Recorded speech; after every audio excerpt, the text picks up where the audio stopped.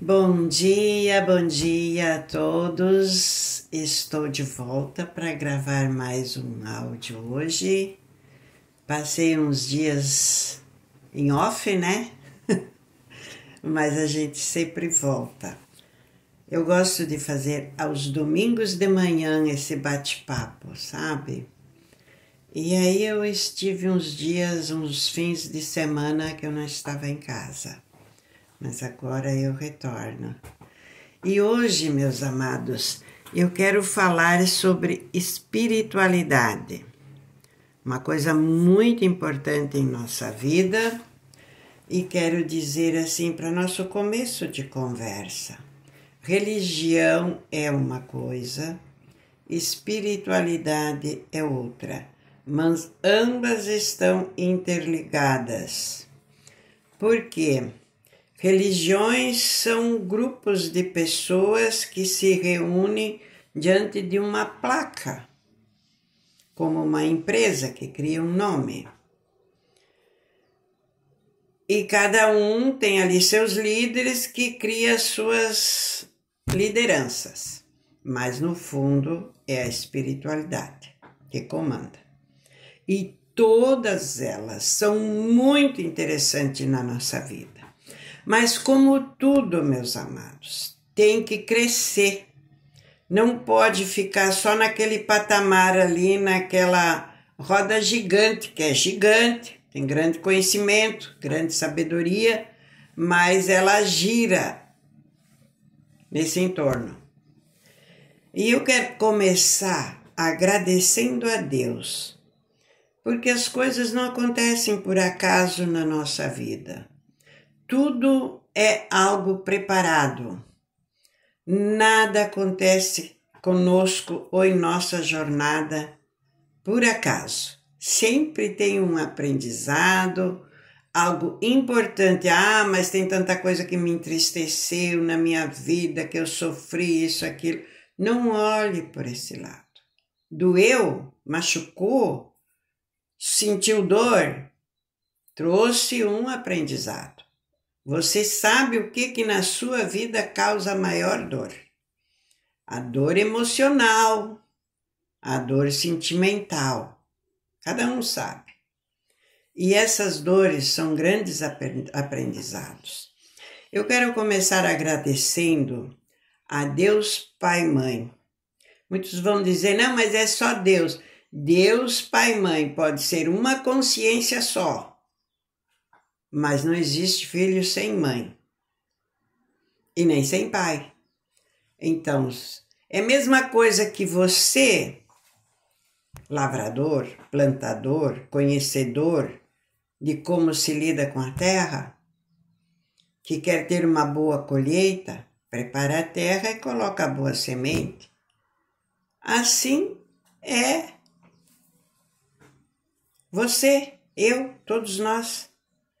Uma terra boa e uma semente. A terra feminina e a semente masculina gerou esse corpo que aqui está. E dentro dele tem a fonte divina, que é a nossa personalidade espiritual. Mas não é disso que eu quero falar hoje. Então eu quero começar agradecendo, porque eu estou explicando por que eu falo Deus Pai e Mãe. Agradecendo a Deus Pai e Mãe, por ter nascido num lar cristão, que desde muito criança eu já era participante dos movimentos dentro da igreja, que foi a Igreja Católica. Eu tinha 4, 5, 6 anos, eu não sei se eu comecei com 4, com 5, eu não sei com quantos anos eu comecei, só sei que eu era muito pequena. E eu acompanhava as procissões que existiam naquela época. E essas procissões eram uma imagem que passava visitando as comunidades, as igrejas, o povo. Então o povo se reunia, ia ao encontro de outra comunidade que trazia essa imagem, vinham cantando hinos, louvando a Deus, e a gente ia ao encontro para trazer para a nossa comunidade. Eu ia vestida de anjinho. Eu gostava demais, sabe? e com uma cestinha grandinha, que não era tão pequena, cheia de pétalas de rosas. O que isso me traz para a vida de hoje? Quando lá eu era criança.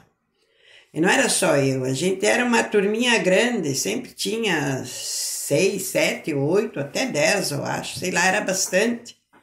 E a gente ia na frente dessa procissão, espalhando as pétalas de rosa para que os que viessem atrás passassem por esse tapete de rosa. Olha o símbolo que lindo, né? Que simbologia linda. Você vai plantar um pé de rosa no seu jardim. Quando ele desabrocha as flores, todo mundo acha lindo e maravilhoso, né? Só que para mexer com essa árvore, ela é cheia de espinho e machuca. Porém, ela traz a simbologia angélica na flor. É uma flor do jardim de Deus, que todos sabem, todo cristão sabe, a rosa de Saron. A rosa mais linda, a rosa mais perfumada do jardim de Deus, né? E o que isso traz para mim hoje? Se eu sou um pé de rosa hoje, eu tenho meus espinhos sim para lidar com as pessoas e as pessoas lidarem comigo. Eu não sou alguma coisa que você pega, joga ali para lá, um tapete para pisar em cima, ou algo para sair, né? Sai da minha frente, dou um empurrão, te derrubo. Até acontecem essas coisas. Não, eu sou uma personalidade que eu tenho os meus princípios, que eu tenho a minha disciplina, a minha organização. Mas com aquele símbolo de espalhar as pétalas de rosa, a procissão vinha atrás, as pessoas carregando a imagem vinham atrás, e as crianças pequenas iam na frente, espalhando as pétalas de rosa para os que viessem louvando a Deus sobre esse tapete de rosas. E isso era trajetórias grandes, e terminava a rosa do nosso balainho lá, da nossa cestinha, tinha alguém que colocava de novo, enchia de novo, até nós chegarmos na igreja. E na igreja era uma festa muito grande. A gente ficava nas escadarias da igreja jogando pétalas de rosa para o povo. E o que isso significa para nós hoje? Tolerância, compreensão. O povo tem que ser unido, tem que se respeitar, tem que haver disciplina em cada ser humano, para que possa respeitar o outro e ser respeitado também. A primícia da rosa do jardim de Deus era espalhada para a multidão, era colocada como um tapete. Então isso hoje me traz tanta coisa interessante que eu começo a olhar, que eu olho diferente para as coisas. Muitos anos se passaram, eu cresci, casei, tive meus filhos, e dentro da igreja eu era catequista. Eu ensinei a catequese da primeira comunhão para minhas filhas junto com as outras crianças. Eu participava da missa com o padre, não só eu, mas eu era uma das líderes para trazer a palavra, que o padre lia uma palavra nos evangelhos, eles sempre liam os evangelhos. E a gente não pegava do Antigo Testamento, mas do Novo Testamento, outras leituras. E orações que a gente fazia também dentro da igreja, de acordo com a época do ano, de acordo com a época de semear, de plantar, preparar a terra para plantar, da época da colheita. Alguém que estava enfermo na comunidade era apresentado nas orações. Eu orava dentro da igreja, eu e muitos outros. Então a gente se criou nessa atividade espiritual, dentro de uma igreja paternal, né, do sistema patriarcal, como todas são, ainda até o dia de hoje. Mas isso já está mudando.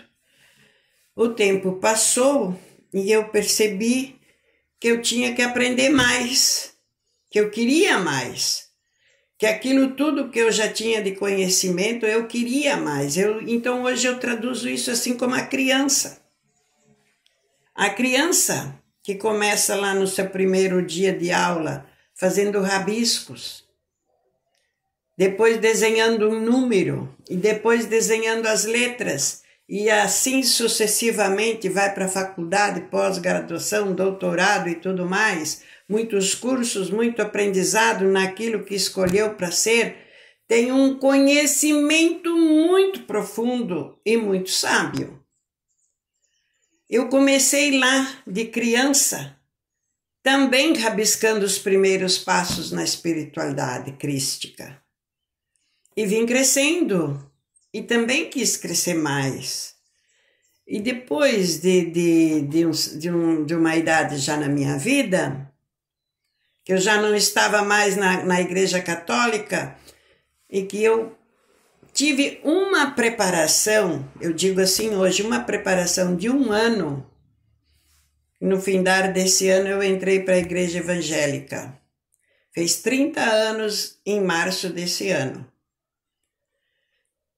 E esse ano que eu considero uma preparação para a Igreja Evangélica, porque hoje eu percebo assim, que essa sementinha lá, quando criança, como participando de uma procissão, espalhando pétalas de rosa para os outros passarem, essa sementinha cresceu e se tornou uma árvore, hoje uma árvore grande, e essa árvore tem galhos, esses galhos têm que ter sabedoria, esses galhos têm que ter conhecimento para que possa produzir frutos, né?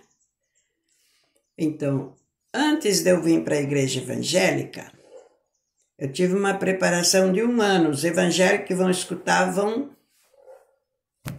vão gostar. Mas lá no final talvez você vai entender. Nesse ano de preparação foi numa casa de Chico Xavier em Porto Alegre. Passei 1 ano, todo sábado eu ia lá.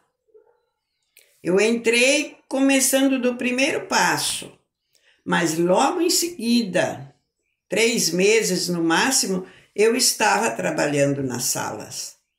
Porque todos nós somos médiums, todos nós temos mediunidade dentro de nós. Ah, mas eu não acredito. Sim, você acredita na vida eterna, que você quer morar com Deus no céu?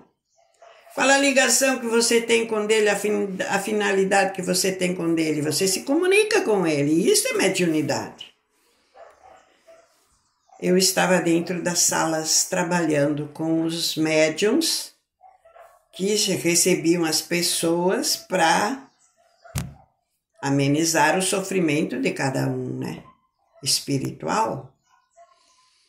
E quando ele encerrava essa sessão desse trabalho, que atendia várias pessoas, que encerrava esse trabalho, na oração final que nós fazíamos, que a gente fechava os olhos para orar, eu via um caminho na minha frente.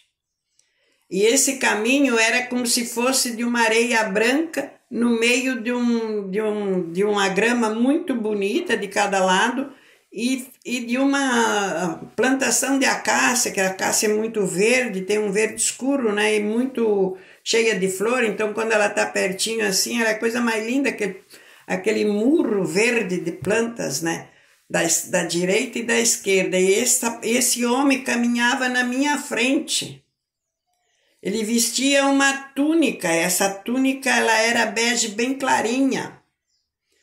E ele caminhava na minha frente e eu caminhava que eu queria alcançar ele, mas eu não conseguia. Ele sempre estava na minha frente naquela distância. Até que ele chegava numa porteira muito conhecida no interior, né? Aquelas porteiras de tábua que você puxa ela para passar. Está no meio das madeiras ali, tá aquela tábua ali, atravessada. Ele puxava ela, puxava 2, passava, fechava e eu não podia passar. Eu ficava sem saber quem era e nem via para onde ia. A oração terminava e eu ia embora para casa. Sábado seguinte, isso foi se repetindo, e se repetindo, e se repetindo. Chegou o mês de dezembro. Isso foi em 92. Chegou o mês de dezembro. No final de dezembro, acho que foi o último sábado de dezembro, eu não tenho lembrança, mas foi ali, eu acho que bem o último sábado de dezembro, eu pedi férias. Eu pedi um mês de férias. Eu passei na portaria e pedi que eu queria um mês de férias, que eu não ia participar o mês de janeiro dos trabalhos da casa.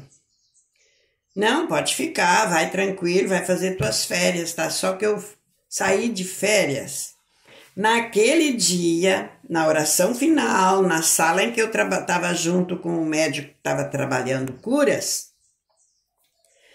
quando fez a oração final, que eu via sempre essa pessoa na minha frente, nessa estrada, nesse caminho, que era bem branquinho o caminho. Era muito bonito, o caminho era bem branquinho, como se fosse uma areia bem branquinha. Ele abriu a porteira e deixou aberta. Eu não vi se eu passei e não vi para onde ele foi, mas a porteira estava aberta para mim passar. Resultado, eu nunca mais voltei lá. Início de janeiro eu fui convidada para participar, para ir assistir um culto na igreja evangélica. E eu fui. E a palavra ministrada pelo o que estava atendendo, que na minha igreja chama-se cooperador ou ancião, que estava atendendo, falou muito comigo, falou com as coisas minhas, do meu pensamento. Poxa, mas ele não me conhece, não sabe nem de onde eu estou chegando aqui.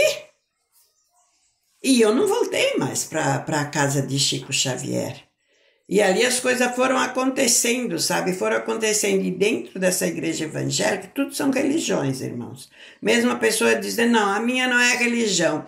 Ela tem o seu cunho de religião ainda. E as coisas foram acontecendo ali de uma forma bastante acelerada na minha vida, com muita coisa acontecendo comigo. E eu comprei uma casa, e nessa casa tinha uma sala de oração. E, para resumir, eu estou hoje aqui. Eu cresci dentro dessa igreja de uma forma assim que eu não podia abrir a boca e falar para ninguém dos meus amigos, irmãos e irmãs.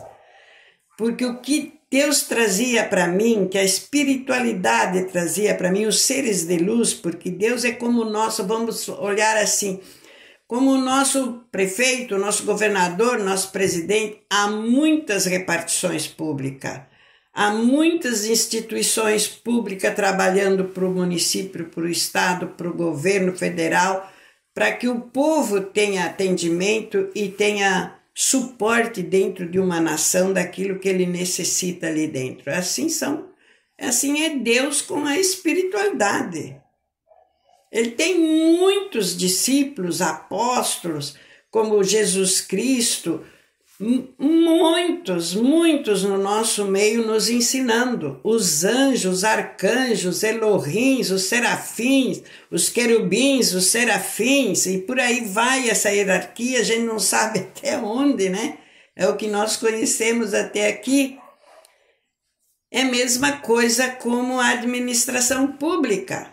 Porém, lógico que a espiritualidade ela é pura, ela é verdadeira. A disciplina, a honestidade, a moral, os bons costumes, né?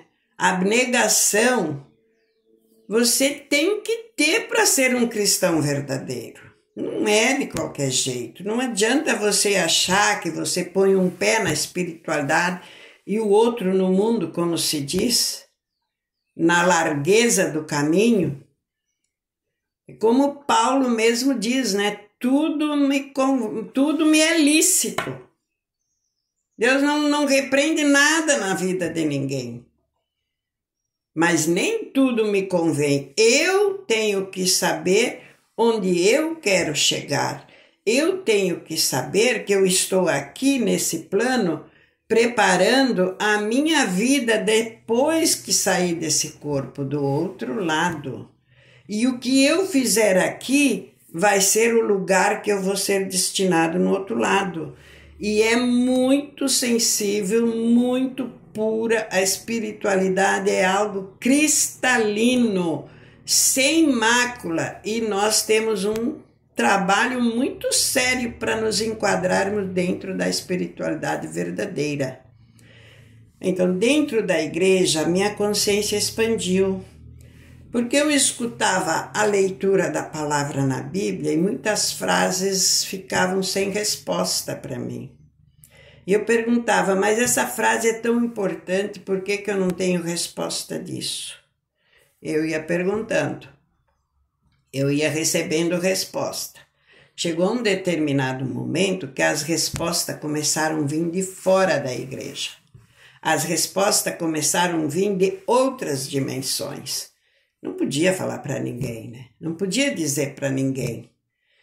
Mas sempre esclarecido para mim da mesma forma. Se eu me conecto com Deus no céu, com os anjos, que eu sinto o Espírito Santo vibrando dentro de mim, que é um dom maravilhoso, uma energia de um êxtase assim, sem explicação. É uma coisa que a gente tem muito dentro da igreja evangélica. A visitação do Espírito Santo em nosso coração, ele nos liberta da tristeza, nos liberta de depressão, ele abre os caminhos para nós. Então eu pensava assim, mas vinha essas mensagens para mim, de seres estelares, canalizada. Na igreja evangélica não aceita canalização, porém o pregador que está lá na frente, ele está canalizando. Ele lê uma leitura na Bíblia e ele fala coisas que ele não leu. Ele fala com as pessoas dentro da igreja na situação que estão vivendo, na situação que estão passando, no problema que precisa de uma solução. Não estava ali na leitura que ele leu. O que é isso? É a canalização divina. E foi passando o tempo, quando eu dobro o meu joelho dentro da igreja para fazer a oração de silêncio, eu vejo a cor, eu vejo cores. Depois foi me aparecendo os raios de luz, 7 raios de luz, a fraternidade branca, os seres de luz que canalizam com o líder que está na frente pregando a palavra. E ele não sabe. Ele não sabe que ele é um canal direto com a luz divina, que é uma canalização. Não é sabedoria dele, porque ele jamais sabe que uma pessoa está passando por isso ou por aquilo, principalmente se é uma pessoa que vem de outros lugares congregar ali e leva uma palavra linda no coração de muitas coisas que precisa de esclarecimento. Então, essa trajetória da espiritualidade, meus amados, é coisa muito linda na nossa vida. Mas o princípio de tudo é a simplicidade, é abrir teu coração para que as coisas puras e verdadeiras possam chegar até você. Você é um canal de luz junto com a consciência divina, o Deus Pai Criador. É necessário que nós abrimos mão do nosso livre-arbítrio para a espiritualidade atuar em nós. Porque se nós não fizermos isso, não tem condições. Porque nós blindamos, nós fechamos a porta ou a janela daquilo que poderia vir para o nosso coração, para o nosso mental, para a nossa personalidade espiritual. É preciso tomar essa decisão e se colocar assim diante da fonte divina. Porque eles estão à nossa volta, os anjos estão à nossa volta para nos ajudar, para nos intuir, para nos mostrar o caminho, mas pelo nosso livre-arbítrio, que nós achamos que isso não existe, que não pode, não acontece, e não acontece. Então, o que eu quero dizer? Crente ou não crente, sabe que Deus existe, que é a fonte criadora, te coloque à disposição dele, livre de preconceito, livre de livre-arbítrio, porque para com ele nós não precisamos ter livre-arbítrio, não. Ele é o nosso Criador para nos guiar aqui na Terra e nada acontece por acaso.